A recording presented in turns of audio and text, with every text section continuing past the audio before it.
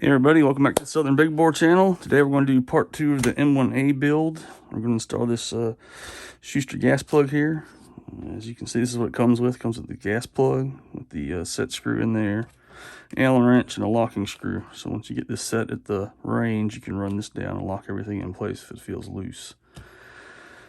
Let's see. I'm doing this because I want to run 178 grain, probably ELDX hunting bullets at fairly fast velocities, so I don't want the gas system getting overloaded, which Springfield says you can use any factory ammo, but since it's hand loads and this would let me tune it to that specific load, I'm gonna go ahead and put one in.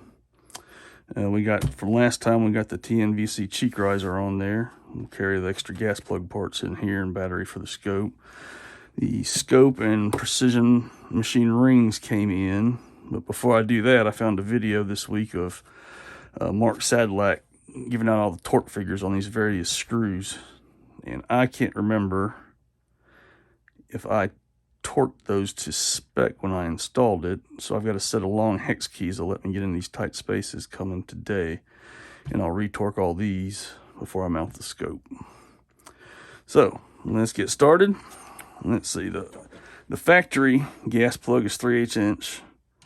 And the Sadlack is a half. And I already broke this thing loose off screen because it was kind of a booger to get out. So anyway, you just unscrew this. Fairly simple. So that now becomes a spare part. You see some of the powder on there. And then we'll screw this one in.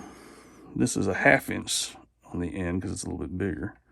If we screw it in, tilt your rifle up, make sure the piston's all the way in so it doesn't interfere with anything. Let's screw that in.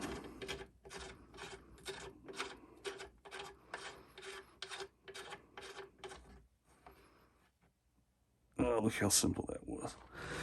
Now, I emailed Springfield Armory, and they said, I asked them what kind of torque specs this thing gets, and they said they don't have a specific torque spec, but the Army uses 15 foot-pounds of torque, and the Marines use 23. So I'm going to go with 15, which works out to, if you convert it, you just multiply by the foot-pounds by 12 to get your inch-pounds.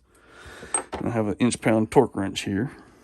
If you don't know how that works, there's various settings here, and then between the settings, you can loosen up this lock nut, and you can adjust like this.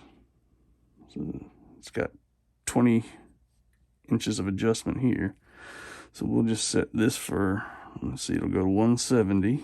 So you just dial this up to the next number, line it with 0. That's 160.